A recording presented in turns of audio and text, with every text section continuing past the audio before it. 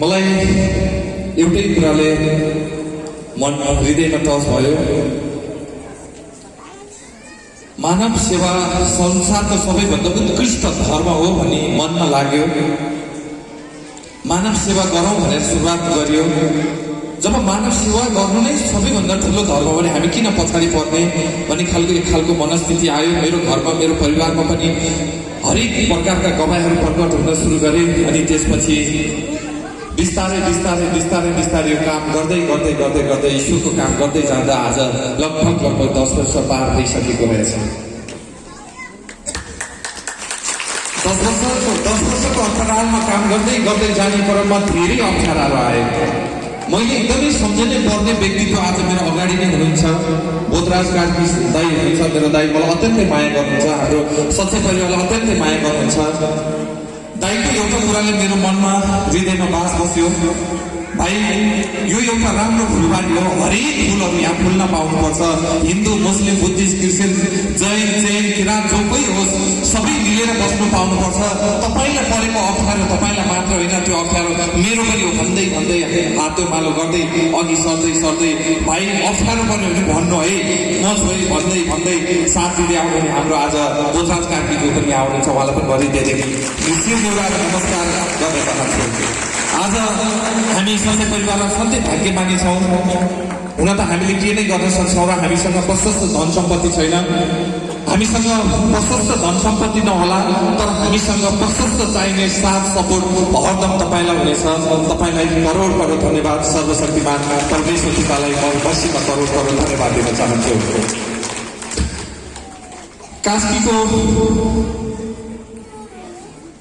कास्कीमा रहेर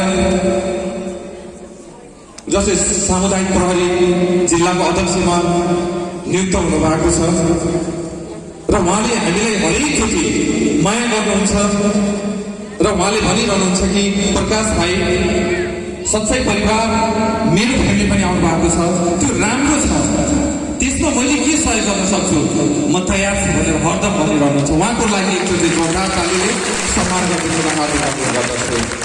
सर्वशक्तिमान परमेश्वर पितालाई म मसीमा करोड करोड धन्यवाद दिन चाहन्छु। हिजो बेलुका एउटा गवाई, त्यो गवाई नभनी बस्न सकिनँ, बोल्न मन लाग्यो। सबै जिल्लाबाट आउने क्रम जारी नै थियो। म जिल्लाबाट आउने हरेक जनहरूसँग पर्खाइमा थिएँ। कतिखेर आउनुहुन्छ र भेटौँला, कतिखेर उहाँहरू आउनुहुन्छ र बोलौँला भनेर म सच्चाइ केन्द्र नेपालमा पर्खाइमा बसिरहेको थिएँ। सास पर्दै गयो, आउने क्रम जारी रह्यो, आउँदै गयो, सास पर्दै गयो, आउँदै गयो। अनि पाँचखालबाट आउनुभयो। पाँचखालबाट आइसकेपछि उहाँसँग नि मैले परिचय गरेँ, चिन्जान गरेँ, अगाडि बढेँ। तपाईँहरू फ्रेस हुनुहोस्, भित्र छिर्नुहोस् भने भित्र छिरेर बस्नुभयो। म बाहिर बसिरहेको थिएँ। बाहिर बस्दै गइसकेपछि मलाई एउटा समाचार गयो, भित्र बच्चै छैन, के गर्ने सर तपाईँ? बच्चा भित्र नभएको अवस्था छ, बच्चाको त डेथ भइसकेको छ सर भन्नुभयो। म त कतिखेर त त्यतिखेर सुन्दा झसङ्ग भइहालेँ। अनि मैले सर्लक्क मन उठाइहालेँ, ईश्वर त्यो त दोस्रोवालाको चाल हो, अब तपाईँको महिना भित्र बाँकी छ भने मनबाट भने। अनि म भित्र छिर्ने बित्तिकै मम्मी मुर्छा परिरहेको काठमाडौँबाट आउनुभएका जनहरू अन्य भाषा गरेर बसिरहनु भएको। मैले मोबाइलको लाइट बालेर बच्चाको अनुहारमा हेरेँ, हेरिरहेँ, अन्य भाषा गरेँ, चङ्गाइदिएँ, प्रार्थना गरेँ। अनि मैले पनि मोबाइलको लाइट अफ, झ्याप्प लाइट अफ गरेँ। अब यो मेरो बसकी बात छैन पिता, यो त केवल तपाईँको हातमा छ। इच्छा जे छ त्यही गर्नुहोस्।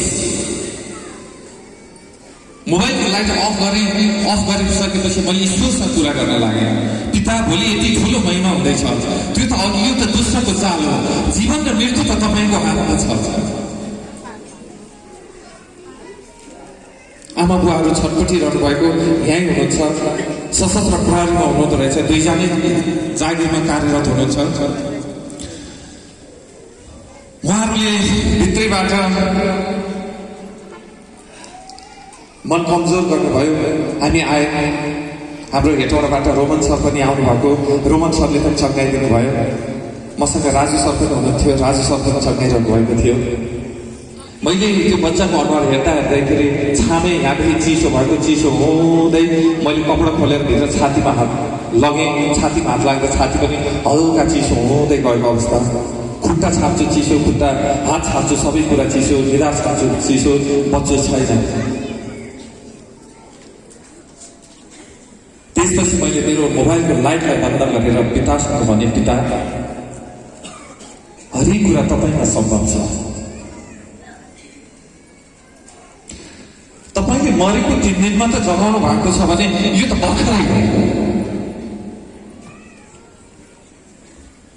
भर्खरै मात्र हो, यो त केही पनि भएको छैन, सुतेको छ बच्चा। अनि अर्कोचोटि लाइट बालेर, मोबाइलको लाइट बालेर हेरेँ, जस्ताको तस्तै।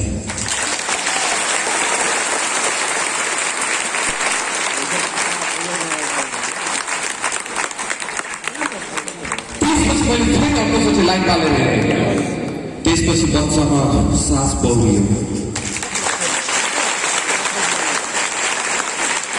अनि बच्चाले आँखा चलाउन थाल्यो, अनि बच्चाले मुख चलाउन थाल्यो, अनि बच्चाले हल्का हल्का हात चलाउन थाल्यो। अनि त्यो बच्चालाई मैले भने पानी खान दिनुहोस्, दुध खान दिनुहोस्, अनि लिटो खान दिनुहोस्।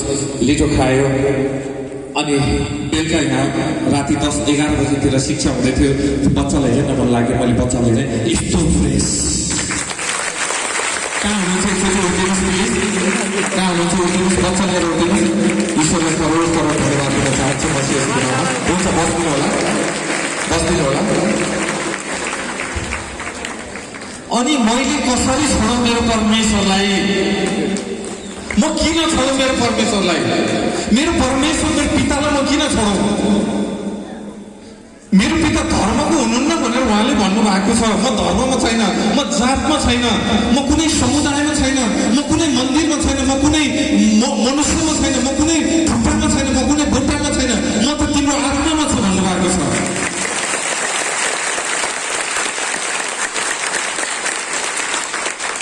तिमीसँग छु म। अनि पितालाई म किन छोडौँ? मलाई संसारका मान्छेले घृणा किन नगरौँ, तर म परमेश्वरलाई छोड्नेवाला छैन। हाम्रो सबै परिवारलाई प्रत्येकचोटि प्रहार गर्दा हाम्रो बोधराज कार्की दाइले हामीलाई कहाँ थाप्नु भएको छ? त्यो यथार्थ हो, त्यो सत्य हो, र थापिरहनुहुनेछ। त्यो पनि विश्वास छ हामीलाई। आफूले बोलेर हुन्छ, आफूले भनेर हुन्छ, आफूले गरेर हुन्छ, आफूले कहीँ गएर बोलिदिएर हुन्छ भने कहिले पनि चुक्नु भएको मलाई। दाइ हजुरलाई हाम्रो सच्चाइ परिवारको पूर्ण समर्थन छ। आज हामीलाई यस्तो व्यक्तिको खाँचो छ जसले हामीलाई माया गरोस्, जो हामी निर्दोष भएर हिँडिरहेका छौँ। हामीसँग प्रशस्त धन छैन, हामीसँग प्रशस्त मन छ। सर्वशक्तिमान परमेश्वर पिताले दिएको प्रशस्त मन छ। हामी लुटिएर, हामी ठगिएर, हामी ठक्कर खाएर, हामी विभिन्न ठाउँबाट हामी अन्तिममा सच्चाइ केन्द्र आएर उद्धार पाएका हामी। अहिले भर्खरै भन्नुभयो 14 वर्षसम्म 25 वर्षसम्म मैले कस्ता कस्ताहरू भन्न सक्थेँ, मैले कस्तो कस्तो लाग्छ थिएँ, तर मेरो जिन्दगी तहस नहस थियो। जुन दिन ईश्वरलाई चिने आज उच्च छ। दार्जिलिङबाट आउनुहुने बुवा हुनुहुन्छ, यहीँ हुनुहुन्छ सुब्बासी उहाँ भन्ने उहाँको साथी। उहाँले त यतिसम्म गर्न सक्नु हुँदो रहेछ। उहाँले भने सुन्दाखेरि मेरो त आँगै चिरिङ भएको। सर मसँग शक्तिको कुरा गर्नुहुन्थ्यो भने तपाईँले, मैले त इन्डियामा एकदम मुसलमानबाट चाहिँ मैले त्यो विद्या लिएर आएको। मैले रुखलाई सुख भनेको बेला रुख सुख थियो, रुख सुख थियो। एकछिन बुझेर है।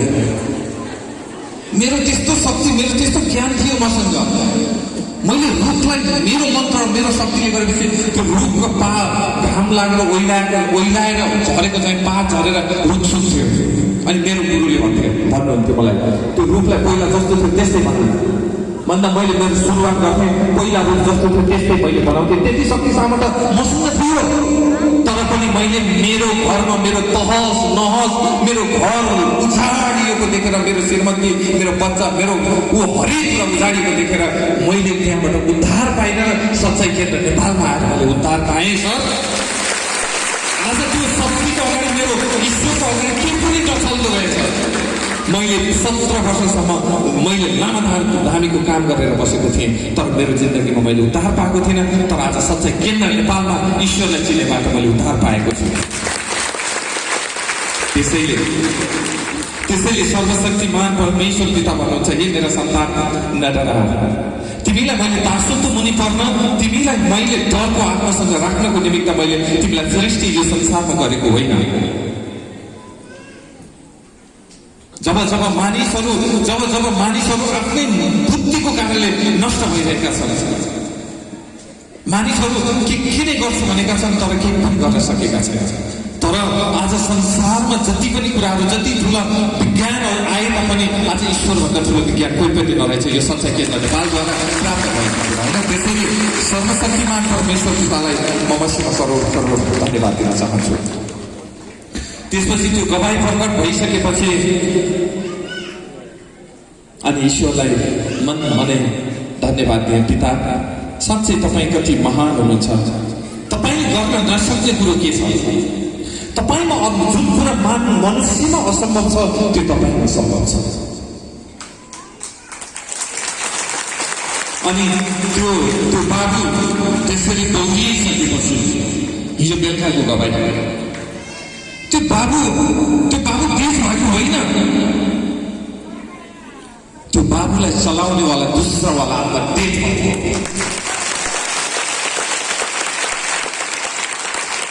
किनकि त्यसले जान्यो यत्रो बाटो आउँदाखेरि केही नभएको बच्चा यहाँभित्र छिर्ने बित्तिकै किन यस्तो भयो। उहाँको मम्मीले भन्नुभयो, मैले दुध खुवाउँदै ल्याएको मेरो बाबुलाई, तर यही सच्चाइ केन्द्रमा छिरेपछि किन यस्तो भयो? दोस्रोवाला आत्माले त त्यो त मनमा त जगायो नि त। त्यसपछि त्यो बाबुमा त्यसरी परिवर्तन त आयो नि त। जस्तो डेथ भयो नि त बाबु, त्यो बाबु डेथ भएको होइन, दुष्टलाई चलाउनेवाला दोस्रोवाला आत्मा डेथ भएको। अब भन्नुहोस् यो भन्दा ठुलो चिन्ह चमत्कार, यो भन्दा ठुलो शक्ति सामर्थ्य अरू केमा हुन सक्छ? त्यसैले सर्वशक्तिमान परमेश्वर पितालाई म मसीमा करोड धन्यवाद दिन चाहन्छु। मानिसले भन्ने गर्नुहुन्छ, मैले राम्रो गर्छु मलाई केही हुँदैन, ऊ त्यो फलानाले नराम्रो गर्छ बरु त्यसलाई फलिफाप भएको छ, त्यसैलाई राम्रो भएको छ, त्यसैले नराम्रो गर्छ त्यसैलाई राम्रो भएको छ भन्ने हाम्रो सोच हुन्छ। मैले यति राम्रो गरेको छु, मैले कसैको कुरालाई सोचेको छैन, तर पनि मलाई किन यस्तो हुन्छ भन्ने हाम्रो सोच आउँछ।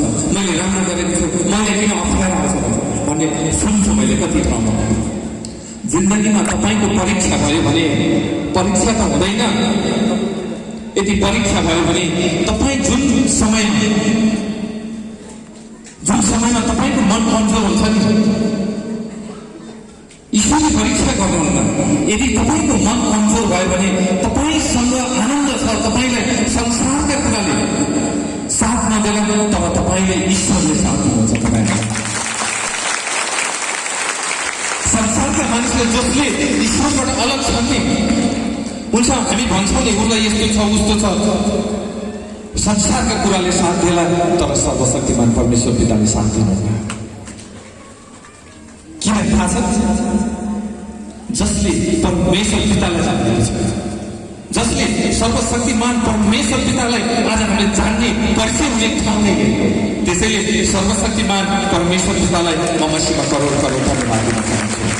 त्यसैले मेरो गवाई यो हिजो बेलुकाको गवाई हो। यो गवाईले तपाईँहरूको जिन्दगीमा उत्साहित हुनु भएको छ।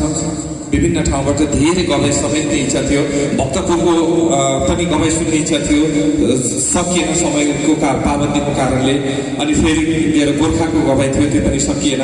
र त्यसैले आज जति पनि लिडरहरू आउनु भएको छ, विभिन्न जिल्लाबाट पाल्नुहुने सम्पूर्ण लिडरलाई पनि अझै अग्र स्थानमा रहेर परमेश्वरको काम गर्नुहुन हार्दिक अनुरोध गर्दै म तपाईँहरूबाट ओझल गर्न चाहन्छु। हस्त नमस्ते।